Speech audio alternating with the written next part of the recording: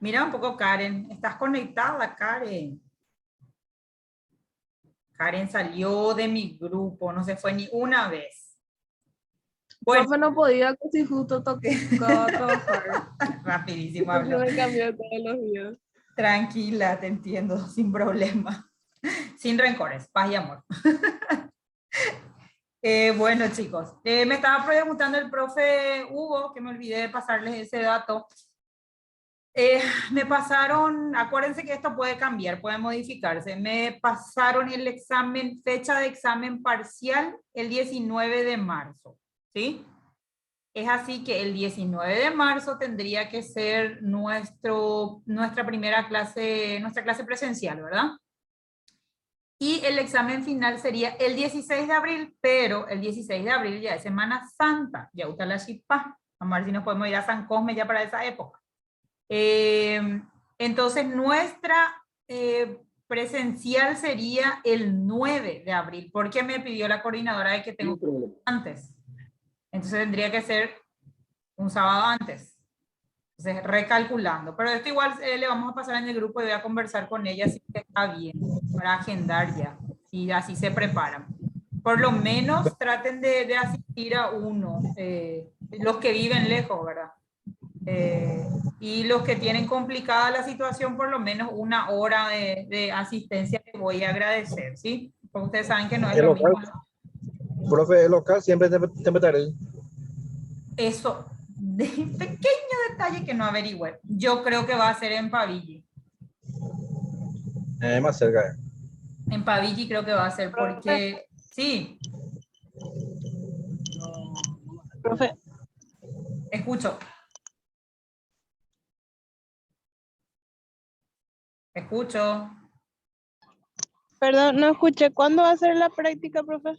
Nuestro primer examen parcial es el 19 de marzo, ¿sí? Entonces, acuérdense que nosotros hacemos la práctica y a la tarde ustedes tienen su examen, ¿verdad? Entonces, ese primer examen es nuestra primera clase presencial también, nuestra práctica presencial. Y el El 19. sería el 16 de abril, pero tendríamos que tener la asistencia, la práctica presencial el 9. Tendríamos que adelantar porque el 16 ya es, según el calendario, ya es Semana Santa. Y vamos a tomar unas pequeñas vacaciones. Bueno, y eso. Bueno, no sé si Entonces, perdón, el 6 entonces. 16 de abril, examen final. Y el 9, creo que es 9, el sábado anterior, tendría que ser nuestra clase presencial, nuestra práctica, ¿sí? Ya, dale. Bueno, y ahora sí, ya como ya van a estar por segunda, tercera vez conmigo, entonces les voy a descuarear, entonces ya va a ser más exigente. Bueno, chicos, para los que se están conectando recién Qué gusto. y no se Tengo van, problema de rodilla, profe. ahí empezamos. Alan, Yedma, Yedma.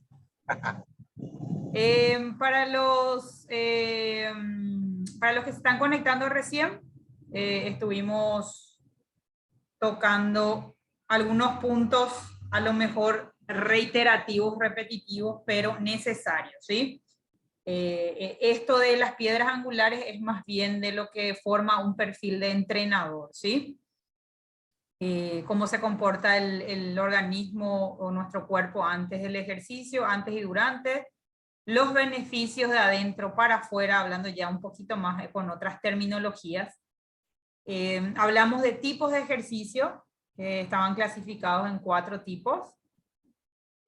Hablamos otra vez de lo que es la frecuencia cardíaca máxima, de los rangos, los valores, que ya hablamos la clase pasada también, y de la importancia de la toma de pulso también, ¿sí? Los objetivos y las recomendaciones según la frecuencia cardíaca máxima, según el objetivo que uno tenga con el cliente, con el alumno.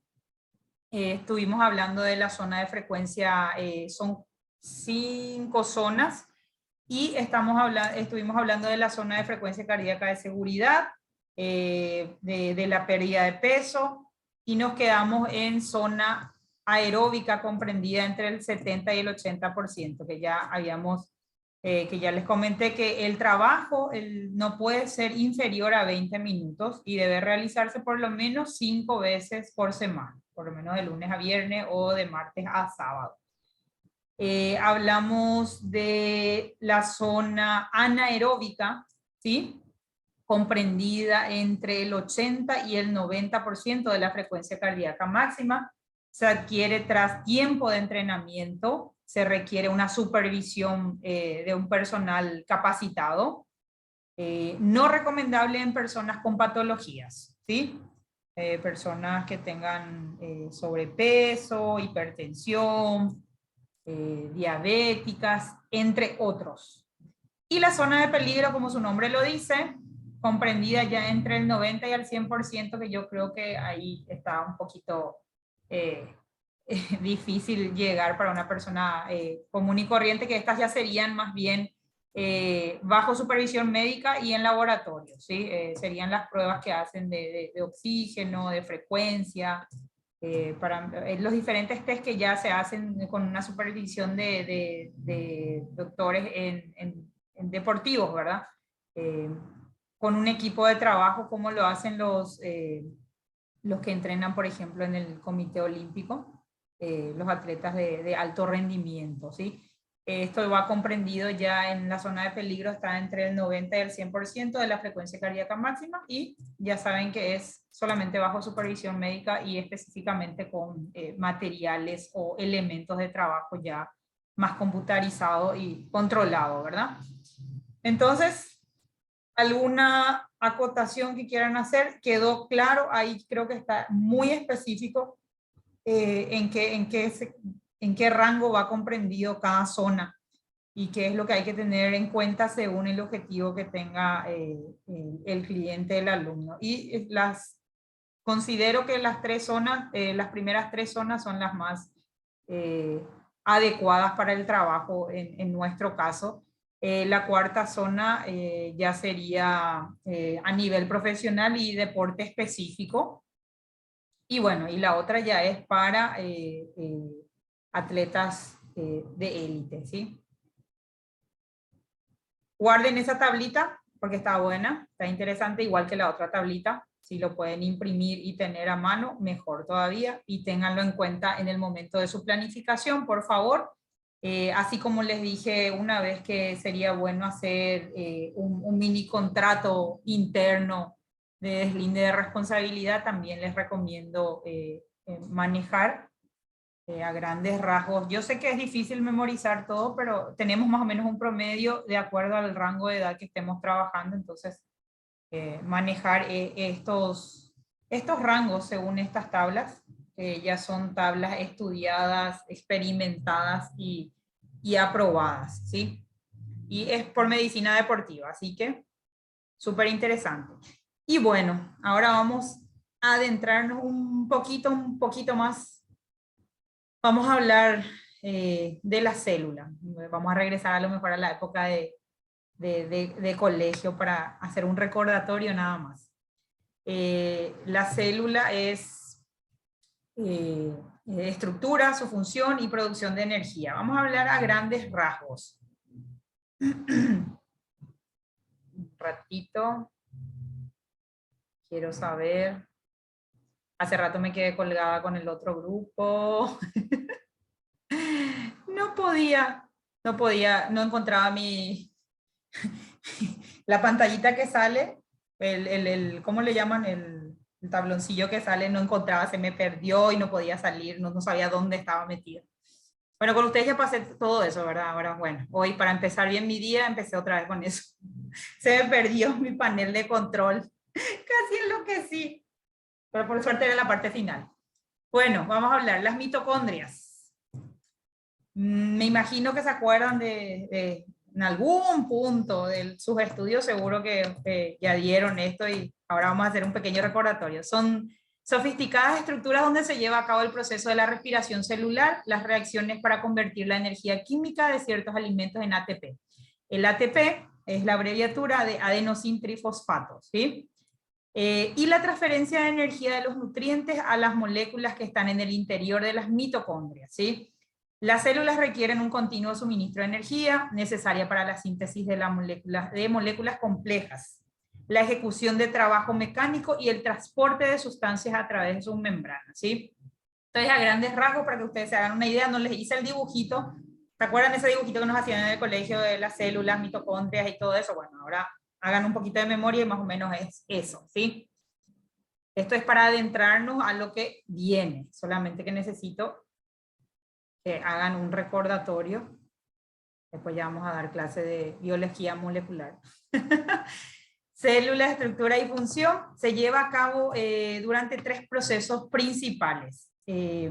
Este proceso del cual estamos hablando de la producción de energía justamente, se lleva a cabo durante los siguientes procesos que vamos a citar. La contracción muscular, el transporte activo a través de membranas y las reacciones metabólicas.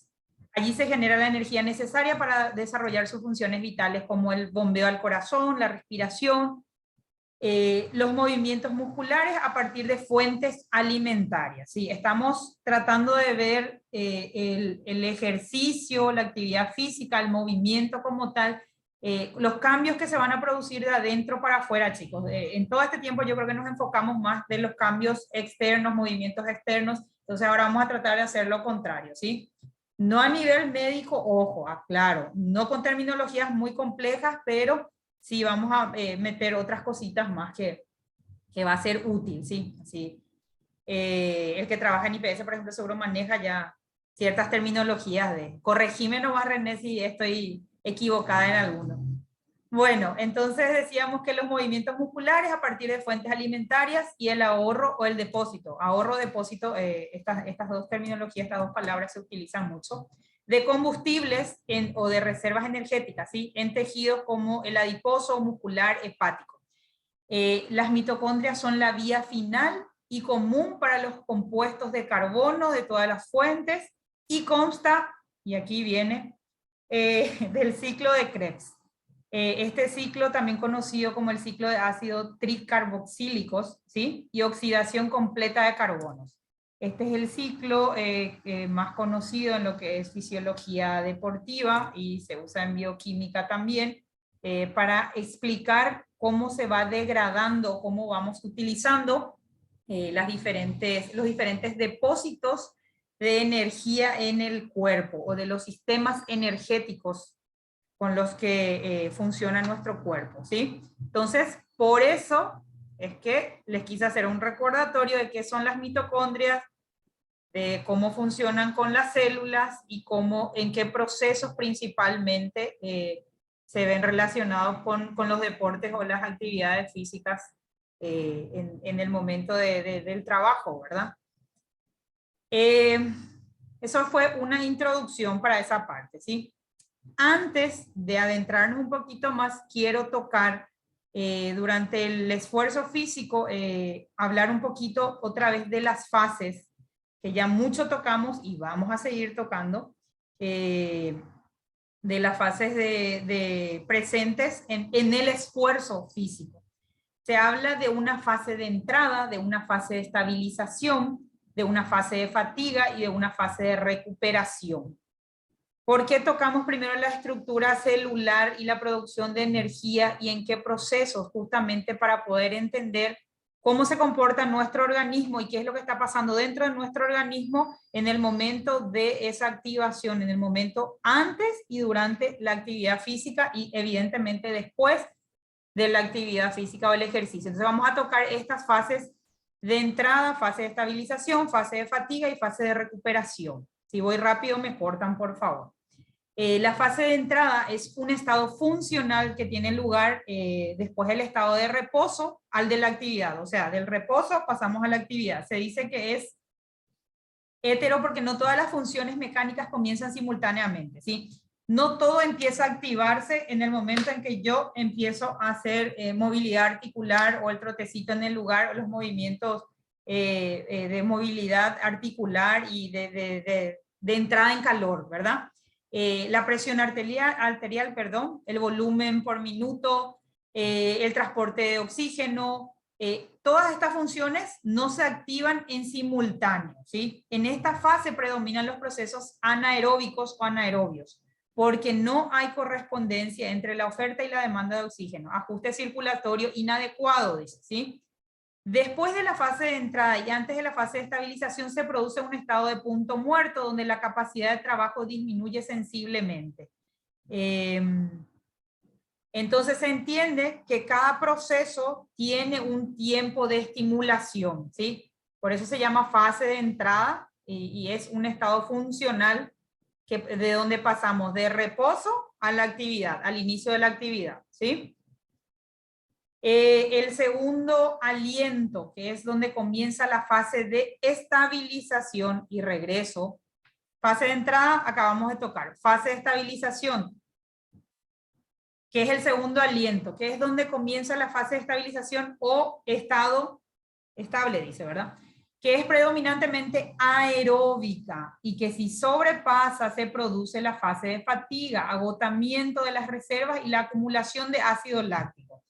Esas terminologías ustedes ya utilizaron en otras materias, ustedes ya tuvieron fisiología, ¿verdad? Entonces, yo creo que se manejan bastante bien con esto, pero si hay alguna de las terminologías que ustedes necesiten adentrarse, o si necesitan, hacemos igual después un mini diccionario de terminología, no hay ningún problema. Ustedes me avisan y hacemos sin problema para poder memorizar bien y saber bien en qué consiste cada proceso. Esta fase de estabilización o estado estable es cuando el individuo se encuentra en el punto muerto, que ocurre durante los primeros minutos del ejercicio. La carga parece muy agotadora, puede experimentarse disnea, que es la sensación de falta de aire, pero esa dificultad es lo que acarrea el segundo aliento. Ustedes nunca escucharon, o sea, me imagino que sí, ya escucharon el famoso segundo aliento, que cuando vos sentís que ya no podés más, hay como un algo y decís, y activas otra vez y es como que se estabiliza y como que puedes continuar, ¿sí? Entonces por eso se llama segundo aliento o fase de estabilización, ¿sí? Los factores que provocan esta dificultad puede ser la sensación de falta de aire, específicamente. Esta dificultad puede ser una acumulación de metabolitos en los músculos activados, en la sangre porque el transporte de oxígeno es inadecuado, la mala respiración, y para satisfacer las necesidades. Entonces, por eso llegamos a esa sensación de falta de aire, ¿sí? Y ahí es donde se impulsa al segundo aliento. Entonces, tocamos fase de entrada, donde vamos de un estado de reposo a la actividad, fase de estabilización, donde llegamos al punto de segundo aliento, ¿sí?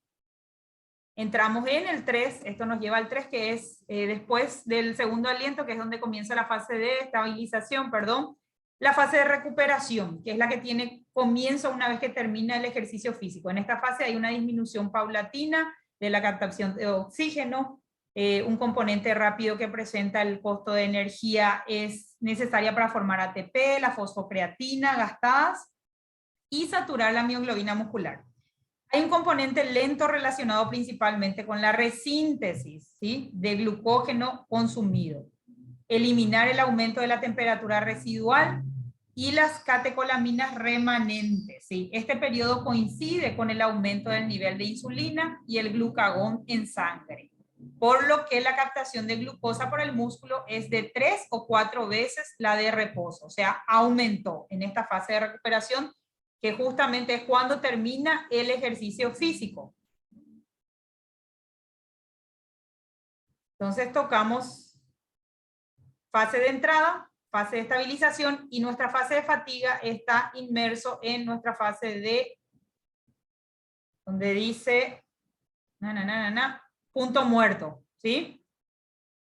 Que ocurre durante los primeros minutos del ejercicio, que obliga a pasar al segundo aliento, que es donde nos estabilizamos, y después viene la fase de recuperación. Entonces, se entiende hasta ahí qué es lo que pasa durante el esfuerzo físico en 4 fases, que van, por supuesto, no podemos separar esa fase, van una tras otra, ¿sí? Evidentemente no tenemos noción de eso, de cómo está actuando, pero sí sentimos esa falta de aire, al principio sentimos como cansancio, fatiga, después como que tenemos energía y como que podemos estabilizar y mantener el ritmo. Y después ya llega evidentemente la fase de fatiga y esa fase de recuperación uno tras otro, ¿verdad? Entonces, volver a leer un poquito y habla más bien de las funciones internas, de lo que pasa internamente dentro del organismo. ¿Estamos? Y esto pasa uno tras otro enlazado totalmente, ¿sí? Entonces, vamos a pasar. Si no tienen dudas, se entendió que hay 4 fases enlazados, uno con otro, que suceden en diferentes etapas del entrenamiento, de la rutina. ¿Hasta ahí, chicos, vamos bien? Sí, profe. Ok. Súper. ¿Están todos durmiendo para estos alumnos? No, hoy están, o la terminología de cómo es, acumulación de metabolitos en... Hoy parece que está falta de aire, Algo le pasa. chicos. Parece que tiene que ser en inglés, ¿no? Pero pijama, acá stay, me acuerdo yendo y nada de confiar. No, vos sabés que Hugo, yo soy justamente en el otro curso, me decían, fue tan simpático porque me preguntan, profe, yo busqué la diferencia, era la presentación recién, y viste, ese cuando se te adelanta el tema, 3 diapositivas, ya saltó el muchacho, ya 3 antes, 3 después, me dice, yo lo que quiero saber es cuál es la diferencia, pues yo busqué muchísimo entre personal training, personal trainer y entrenadores, y yo, es que ahora estamos en la presentación y le dije, te vas a dar cuenta que todos los nombres que se usan en inglés, todo lo que se usa en inglés, le dije, vende más y atrae más nuestra curiosidad, le dije, ¿sí o no? Ah, es lo mismo, le dije, y era la presentación, pero me mató, y ahora que decía eso de términos en inglés y eso, yo trato de usar siempre terminologías. Es bueno tener el conocimiento, pero a veces pelamos tan grande porque, o sea, es mejor sentirse seguro y saber, ¿verdad? Específicamente en nuestro idioma es el español, ¿verdad? Entonces, Claro. vayamos por eso, pero no estoy ajena a que también siempre investiguen el nombre en inglés y de hecho, lo vuelvo a decir, en lo que sea. Lo importante, profe, que cuando se habla de esos detalles que se sepa más que nada las fases. Sí. Esas fases van a ser en China y acá la misma, entonces Así mismo, entonces eso es lo que es fundamental. Si se Sí. habla de zona 2 que es baja, va a haber pérdida de grasa, bueno, va a tener Eso. su nombre en inglés también, pero es la misma cosa. Eso mismo, entonces siempre tratamos de buscar algo que se nos quede y que uno pueda entrar mejor, ¿sí? Entonces es facilidad también para captar mejor. Si ustedes me tiran en inglés no hay ningún problema, vamos a meterle ahí el inglés atravesado. Bueno, pasando de ese punto, chicos, sí me gustaría que vuelvan a releer un poquito para que entiendan, pero sí se van a dar cuenta, la próxima que se pongan a entrenar, dense cuenta de estas, es muy fácil captar este proceso o estas fases durante el esfuerzo físico, durante sus entrenamientos, ¿sí? Se van a dar cuenta de la fase de entrada, la agitación en la respiración, el calor corporal, es diferente. La fase de estabilización, esa falta de aire, a veces, muchas veces nos falta como tenemos taquicardia o sentimos presión en el pecho. Esa fase de fatiga donde uno dice ya no puedo más, pero sin embargo tenemos esa posibilidad de segundo aire. El segundo aire es lo que se ve reflejado siempre en lo que son las carreras y eso que es impresionante, ¿verdad? Pudiste vomitar y podés seguir, ¿verdad? Entonces, increíble cómo funciona nuestro cuerpo. Y nuestra fase de recuperación, ¿verdad? Entonces, la próxima vez piensen en estas fases cuando estén entrenando, por favor. Entonces, seguimos. Según Astran, ¿sí? Ilustra 4 formas básicas de entrenamiento en base a la duración y la intensidad del ejercicio.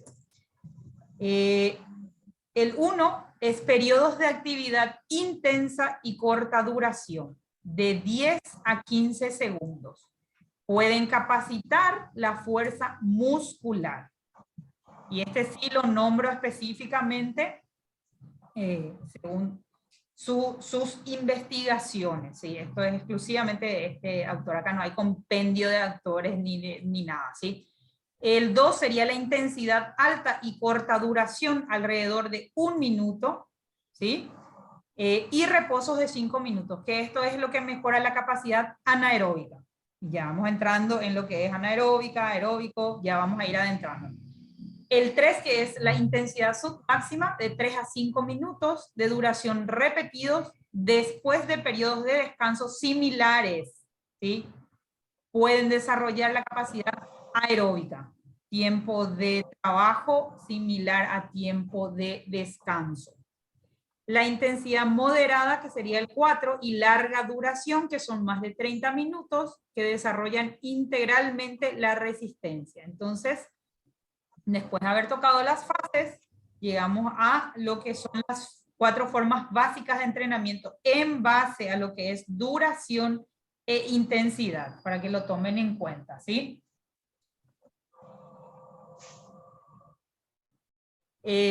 Vamos a hablar un poquito de lo que, el hecho de que nuestro organismo le otorgue prioridad a cada uno de ellos.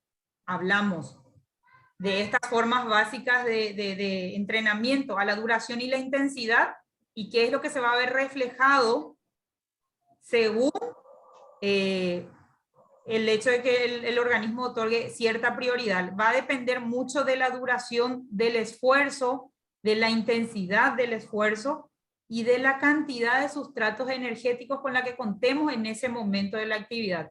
Esto estamos hablando durante el periodo de inicio y durante el entrenamiento, ¿sí? Se van a reflejar, acá vemos, van a reflejarse estas fases.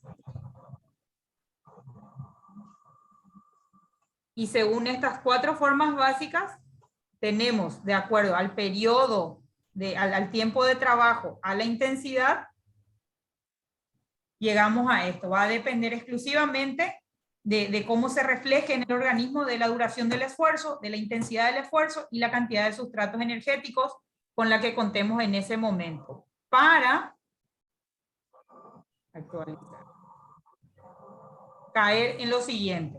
Vamos a caer ahí, caemos en fuentes de energía o sistemas energéticos, que esto acá en la China y en otros lados se conoce de la misma forma, ¿sí? Van a encontrar los nombres en inglés también, así que igual, y es más, todo lo que es su abreviatura es proveniente del inglés. Básicamente son 3 fuentes de energía para reconstituir el ATP en el músculo, y en su orden de menor a mayor, ¿sí? Tenemos la fosfocreatina o fosfágeno, ¿sí? Metabolismo anaeróbico, o lo que conocen como glucólisis o glicólisis, y el metabolismo aeróbico, que es la oxidativa, ¿sí? O la oxidación. Entonces, en términos sencillos, simples, es lo mismo. Van a encontrar a lo mejor con una I, con una U de más, pero ya saben que estos son los 3 puntos. Y vamos a hablar del sistema hoy, hasta acá nos va a alcanzar para sistemas de fosfágenos o fosfocreatina. ¿Está bien? Porque me quedan 5 minutos más y vamos a continuar la siguiente clase, porque este sí es un punto que está bien que entendamos bien, que comprendamos bien, y si salen dudas, aclarar las dudas ya. La fosfocreatina es otro compuesto que realiza enlaces de energía con el fosfato, pero que bien puede ceder esa energía al ADP para que este, unido al fósforo, se resintetiza en una molécula ATP, que era el adenosintrifosfato, ¿sí? El sistema de fosfágenos se trata de un sistema energético, está enmarcado a corto plazo, que actúa al inicio de un esfuerzo muscular intenso. En el sistema va a intervenir el ATP y la fosfocreatina, siendo protagonistas las fibras musculares de tipo 2, es decir, las de contracción rápida. Y ojo, que en cuestiones de fibras musculares hoy en día, fui a un curso en donde decían, ya no podemos decir fibras rojas, fibras lentas, fibras rápidas. Piden mucho que se utilice, y estoy haciendo mal, que se utilicen los nombres en inglés, ¿verdad? Pero para un mejor entendimiento, y para mí es mucho más fácil, entonces yo sigo optando por esto, porque ya me recalcaron que ya no puedo decir fibras musculares de tipo 2 o fibras de contracción rápida. Entonces busquen también ustedes, les voy a dejar, esa va a ser su tareita, que busquen ustedes los nombres respectivos en inglés. ¿Está bien? Entonces, para entender el sistema, el primer sistema energético, que es el de fosfágenos, es un sistema que trabaja se estimula a corto tiempo, a corto plazo, y actúa al inicio de un esfuerzo muscular intenso, ¿sí? Y resaltar que son fibras musculares de tipo 2 de contracción rápida. ¿Estamos?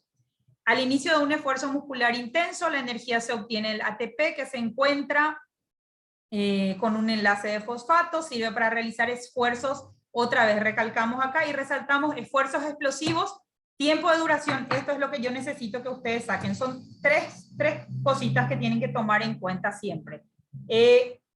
El nombre del sistema energético, que es lo que tiene acción directa según el estímulo, qué tipo de fibras se utilizan, qué tipo de contracción, qué tiempo de trabajo, para qué tipo de esfuerzo, ¿sí? Entonces son esfuerzos explosivos de 10 a 15 segundos.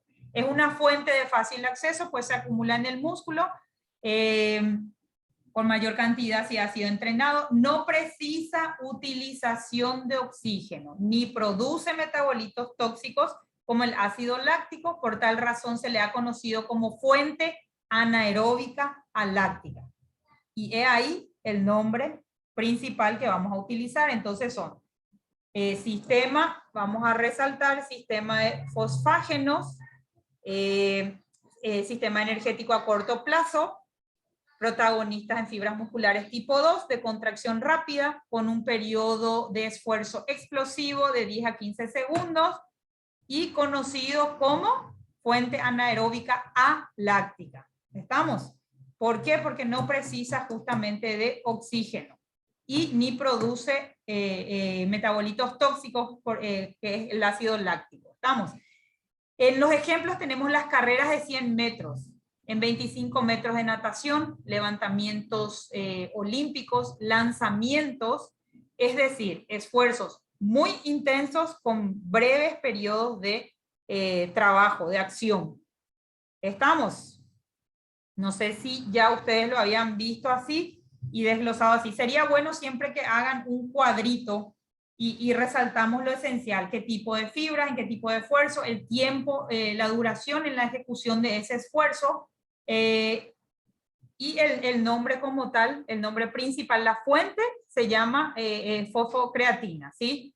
Pero el nombre como tal de esa fuente es más conocida como fuente sistema energético anaeróbico aláctico. ¿Está bien? Y recordar los ejemplos para tener en cuenta nada más en qué situaciones se refleja el sistema anaeróbico aláctico. Dice, bueno, carrera de 100 metros porque es corto, es tales fibras entran en acción, natación, listo por esta, listo. Y recordar que justamente su mayor característica es el tema de que no precisa utilización de oxígeno ni produce metabolitos tóxicos en el organismo. ¿Estamos? Bueno, chicos, yo les voy a dejar porque me quedan 2 minutos. Vamos a tratar de llegar lo más que se pueda, ¿está bien? Hasta que se corte, ¿sí?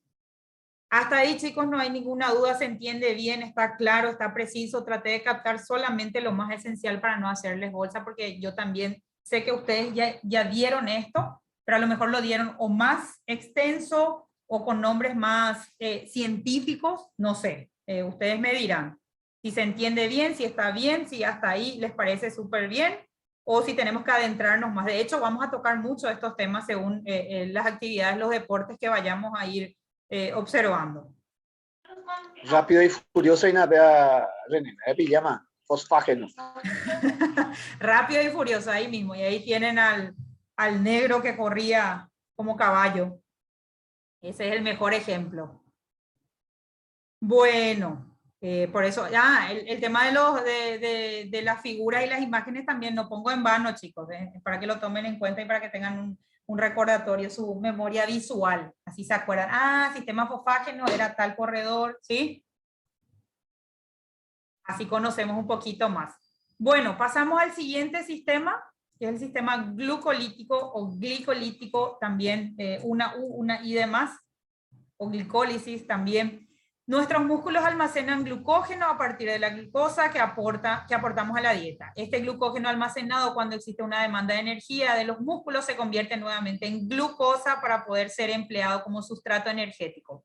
Este es el segundo que entra en acción. Además del glucógeno almacenado, se puede emplear también la glucosa libre en sangre, ¿sí? El sistema glucolítico va a poder suministrar, les resalté lo que me interesaría que tomen en cuenta, va a poder suministrar energía a los músculos durante aproximadamente 1 minuto, ¿sí? A lo largo de este sistema de energía anaeróbico, este también es un sistema de energía anaeróbico láctico, ¿sí? Se va a generar un subproducto que es el piruvato, que terminará siendo convertido en lactato cuando no exista oxígeno suficiente, glucólisis rápida, ¿sí? La mayor o menor producción de lactato va a venir marcada por la intensidad del ejercicio. Entonces entramos a nuestro segundo sistema, que es el sistema glucolítico, conocido como sistema anaeróbico láctico. Tiempo de duración aproximado hasta 1 minuto, ¿sí? Y usa la glucosa en sangre y en músculo. En el sistema glucolítico, conforme más tiempo se vaya manteniendo el esfuerzo intenso, mayor acidosis se empezará a producir en el organismo, lo cual va a llevar a la aparición progresiva de la fatiga muscular. Una forma de poder minimizar durante algo más de tiempo esta situación de acidosis es mediante el empleo de suplementos deportivos, que está estudiado que el uso correcto de suplementos deportivos ayuda justamente a prolongar o a extender un poquito más y no pasar tan rápido a este sistema energético, ¿sí? Lo que evita es que aparezca la fatiga muscular muy rápido o antes de lo promediado, ¿sí? Actúan como un tampón en los esfuerzos anaeróbicos como la betalalina y la citrulina. Acá tienen 2 componentes de suplementos que pueden incorporar para aquellas personas que trabajan ya a nivel profesional, ¿sí? Tenemos el tercer sistema, hasta acá bien, ¿verdad? Hablamos entonces, tenemos el anaeróbico aláctico, tenemos el glucolítico o el anaeróbico láctico, porque ya hay lactato, y hablamos un poquito de unos suplementos que se pueden utilizar. El sistema